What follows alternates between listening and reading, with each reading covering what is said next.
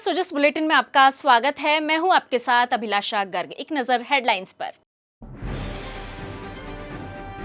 देवस्थान मंत्री ने वरिष्ठ जन नागरिक तीर्थ यात्रा योजना 2025 के लिए ऑनलाइन पोर्टल का किया शुभारंभ। 10 अगस्त तक पोर्टल पर करना होगा आवेदन। 56,000 वरिष्ठ जन करेंगे यात्रा। गौवंश को संरक्षित करने के लिए राज्य सरकार कर रही सकारात्मक प्रयास। झुंझुनू में गौशालाओं को मिला अनुदान। गौशाला संचालक जता रहे मुख्यमंत्री का आभार।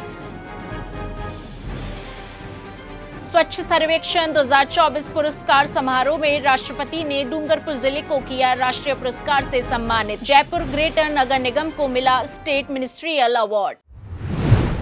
राजस्थान सरकार की बजट घोषणा 2025-26 की क्रियान्विति में वरिष्ठ जन नागरिक तीर्थ यात्रा योजना 2025 के लिए देवस्थान विभाग ने ऑनलाइन आवेदन की प्रक्रिया प्रारंभ कर दी है। इस ऑनलाइन प्रक्रिया को देवस्थान मंत्री श्री जोराराम कुमावत ने देवस्थान विभाग की वेबसाइट पर बटन दबाकर पोर्टल का शुभारंभ किया। इस अवसर पर सचिव देवस्थान और कार्मिक विभाग श्री के पाठक, उप शासन सचिव श्री आलोक सैनी, सहायक आयुक्त देवस्थान श्री रतनलाल योगी सहित विभाग के वरिष्ठ अधिकारी उपस्थित रहे। देवस्थान मंत्री ने बताया कि इस बार 50,000 वरिष्ठ जनों को एसी ट्रेन और 6,000 यात्रियों को हवाई जहाज से यात्रा करवाई जाएगी। ऑनलाइन आवेदन 10 अगस्त 2025 तक किए जा सकेंगे। इसके लिए 60 वर्ष से अधिक आयु के आवेदक पात्र होंगे। आवेदक को राजस्थान का मूल निवासी होना चाहिए। आवेदक का जन्म 1 अप्रैल 1966 से पूर्व होना चाहिए। इसके अलावा आवेदक आयकरदाता नहीं होना चाहिए। उन्होंने कहा कि ऐसे यात्री जिनका चयन विगत वर्षों में हो गया और वे स्वेच्छा से यात्रा पर नहीं गए, उन्हें इस बार शामिल नहीं किया जाएगा। श्री कुमावत ने बताया कि इच्छुक वरिष्ठ जन देवस्थान विभाग की वेबसाइट पर आवेदन कर सकते हैं। उन्होंने बताया कि ऑनलाइन आवेदन के बाद जिला स्तर पर कमेटी द्वारा पात्र लोगों का चयन किया जाएगा। यात्रा के लिए 100% अतिरिक्त यात्रियों की प्रतीक्षा सूची भी तैयार की जाएगी। चुने गए पात्र लोगों को यात्रा पर भेजा जाएगा। एक ट्रेन में 800 वरिष्ठ जन यात्रा कर सकेंगे। देवस्थान मंत्री ने बताया कि इस बार स्वर्ण मंदिर के बाद सिख समुदाय की मांग पर सिख धर्म के कई नए तीर्थ स्थलों को यात्रा में शामिल किया गया है। इनमें महाराष्ट्र के हजूर साहिब, नांदेड़ और पटना साहिब बिहार भी शामिल है। इसके अलावा ट्रेन से कुल 15 रूट तय किए गए हैं, जिन पर वरिष्ठ जनों को लगभग 40 तीर्थ स्थलों के दर्शन करने का अवसर मिलेगा। श्री कुमावत ने बताया कि ट्रेन पर राजस्थानी संस्कृति नजर आएगी। ट्रेन को खास तौर पर इस तीर्थ यात्रा के लिए डिजाइन किया गया है। विशेष तौर पर सभी 11 डिब्बों पर राजस्थानी लोक नृत्य, लोक कलाएं, तीज त्योहार की झलक नजर आएगी। माननीय मुख्यमंत्री श्री भजनलाल जी शर्मा जी के नेतृत्व में प्रदेश सरकार ने एक ऐतिहासिक पहल करते हुए वरिष्ठ नागरिकों के लिए तीर्थ यात्रा योजना को और सशक्त बनाया है। यह केवल एक योजना नहीं, हमारे बुजुर्गों के प्रति कृतज्ञता का भाव है। बजट 2025-26 के इस वर्ष में 50,000 वरिष्ठ नागरिकों को एसी ट्रेन द्वारा और 6,000 को हवाई यात्रा द्वारा देश के पवित्र तीर्थ स्थलों की यात्रा करवाई जाएगी। आवेदन प्रक्रिया 18 जुलाई से शुरू होकर 10 अगस्त 2025 तक चलेगी। इस योजना का लाभ वे सभी नागरिक ले सकते हैं जो राजस्थान के मूल निवासी हो, जिनकी आयु 60 वर्ष से अधिक हो और जो आयकर दाता न हो। इस बार यात्रा का एक विशेष पहलू यह है कि पहली बार राजस्थानी संस्कृति से सजी धजी थीम ट्रेन तैयार की गई है, जिसमें लोक कलाओं, तीज त्योहारों और राजस्थान की ऐतिहासिक पहचान की झलक दिखाई देती है। इस बार यात्रा में वाघा बॉर्डर, पटना साहिब और नांदेड़ साहिब जैसे पावन तीर्थ स्थलों को का भी भ्रमण कराया जाएगा। मैं सभी वरिष्ठ नागरिकों से आग्रह करता हूं कि वे rajasthan.rajasthan.gov.in पर जाकर आवेदन करें और इस सुनहरे अवसर का लाभ लें। भारतीय संस्कृति में गौवंश का हमेशा से ही विशेष महत्व रहा है। गाय को यहाँ गौमाता के रूप में माना गया है। यह न केवल धार्मिक और सांस्कृतिक रूप से महत्वपूर्ण है, बल्कि आर्थिक और पर्यावरणीय रूप से भी महत्व रखती है। वर्तमान दौर में आधुनिकता की होड़ में भारतीय संस्कृति में गौवंश का महत्व समझाने के लिए राजस्थान सरकार ने गौवंश को संरक्षित करने के लिए अनेक सकारात्मक और सुधारात्मक प्रयास किए हैं। झुंझुनू जिले में राज्य सरकार के सहयोग से जिला प्रशासन के निर्देशन में गौवंश के उत्थान के लिए बेहतरीन कार्य किए जा रहे हैं।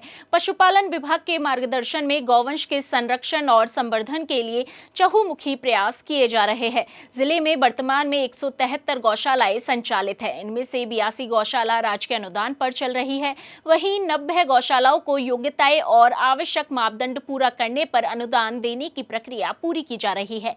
झुंझुनू जिले में वित्तीय वर्ष 2024-25 में राज्य सरकार ने गौशालाओं को रिकॉर्ड 10,34,82,784 रुपए की सहायता दी है। श्री गोपाल गौशाला को सरकार द्वारा सहायता दी जाती है। जो बड़े गौवंश है 3 वर्ष से बड़े, उनको 44 रुपए प्रतिदिन, और जो छोटे गौवंश है 3 वर्ष से छोटे, उनको 22 रुपए प्रतिदिन दिया जाता है। गायों को नहलाने के लिए व्यवस्था की गई है, जिनमें फुहारे लगाए गए हैं। गर्मियों में गायों गौवंश के लिए उत्तम व्यवस्था की गई है, जिसमें डक कूलर लगाया गया है, जो प्रति गाय के ऊपर ऐसी जैसी हवा देती है।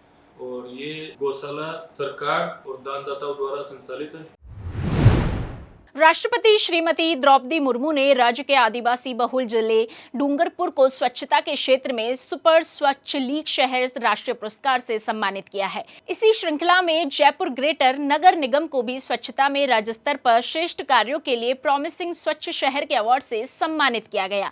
नई दिल्ली के विज्ञान भवन में गुरुवार को आयोजित समारोह में राष्ट्रपति श्रीमती द्रौपदी मुर्मू से यह पुरस्कार राजस्थान के नगरीय विकास एवं स्वायत्त शासन राज्य मंत्री श्री झाबर सिंह खर्रा ने प्राप्त किया। श्री खर्रा ने कहा, राजस्थान के आदिवासी बहुल शहर डूंगरपुर ने यह महत्वपूर्ण उपलब्धि हासिल की है। इस उपलब्धि का श्रेय नगर परिषद कार्मिकों और डूंगरपुर की जागरूक जनता को जाता है। उन्होंने बताया कि डूंगरपुर को लगातार मिल रहे राष्ट्रीय पुरस्कार से स्वच्छता के क्षेत्र में राजस्थान का सबसे अग्रणी शहर बनाते हैं। इस बार भी डूंगरपुर राजस्थान का एकमात्र शहर है जिसे देश के 15 सुपर स्वच्छ लीग सिटीज में शामिल किया गया है। समारोह में जयपुर ग्रेटर नगर निगम को स्वच्छता के क्षेत्र में राज्य स्तर पर श्रेष्ठ कार्यों के लिए प्रॉमिसिंग स्वच्छ शहर का अवार्ड केंद्रीय आवास एवं शहरी कार्य मंत्रालय द्वारा प्रदान किया गया। यह पुरस्कार जयपुर ग्रेटर नगर निगम की महापौर श्रीमती सौम्या गुर्जर ने ग्रहण किया। और अब बात प्रदेश में मौसम के हाल की। मौसम विज्ञान केंद्र जयपुर ने कोटा, अजमेर और जोधपुर संभाग के कुछ भागों में भारी से अति भारी बारिश और कहीं-कहीं अत्यंत भारी बारिश होने की संभावना जताई है।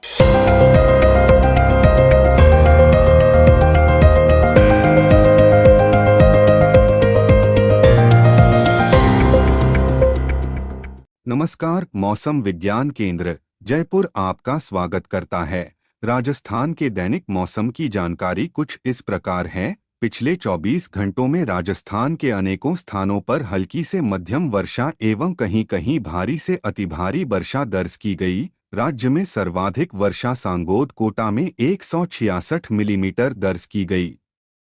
एक अवदाब क्षेत्र डिप्रेशन इस समय उत्तर पश्चिम मध्य प्रदेश और दक्षिण पश्चिम उत्तर प्रदेश के आसपास सक्रिय है। यह अवदाब क्षेत्र पश्चिम उत्तर पश्चिम दिशा में उत्तर पश्चिम मध्य प्रदेश और पूर्वी राजस्थान की ओर आगे बढ़ेगा। इसके बाद यह धीरे धीरे कमजोर होकर एक चिह्नित निम्न दबाव क्षेत्र वेलमार्क्ड लो प्रेशर एरिया में तब्दील हो जाएगा।